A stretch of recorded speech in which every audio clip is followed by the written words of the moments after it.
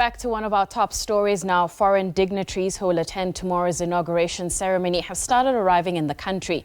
They include a large number of heads of government from the SADeC region as well as Central and East Africa. For more, we cross to SABC International News editor Sophie Mokoena, who is at Waterkloof Airforce Base. Good afternoon, Sophie. Since we last spoke to you, have other dignitaries arrived?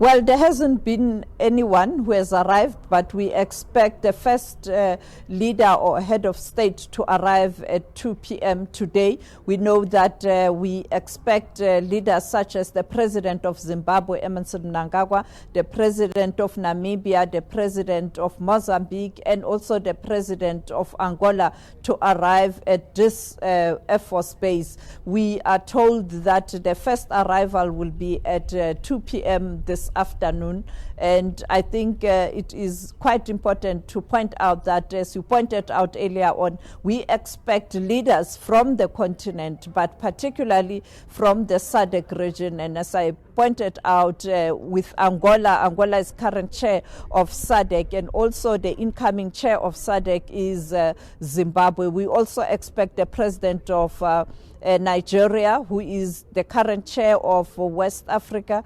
We also expect the president of South Sudan, who is the chair of IGAD.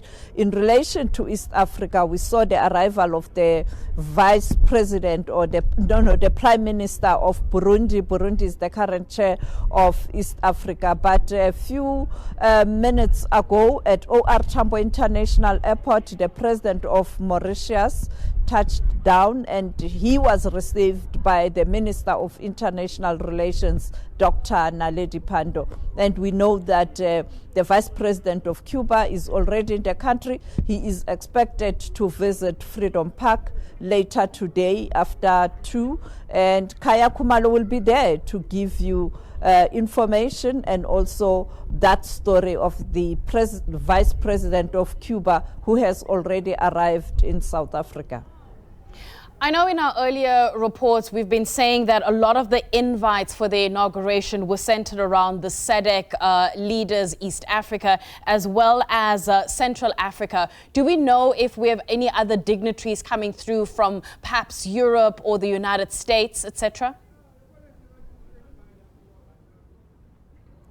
It is not clear yet, but we know that because of the dynamics in the country, as you know, that there was no outright winner in terms of elections. I think it took the government some time to think and to plan in terms of what has to be done, and therefore they invited specific countries that would be in the position to make short arrangements to come to South Africa, and therefore mainly your continental organizations and leaders from the SADeC region. The other issue is that we are told that many of countries who are outside South Africa will be sending their diplomatic corps, and also the ambassadors, your high commissioners, because they are already in South Africa and are accredited to work in South Africa.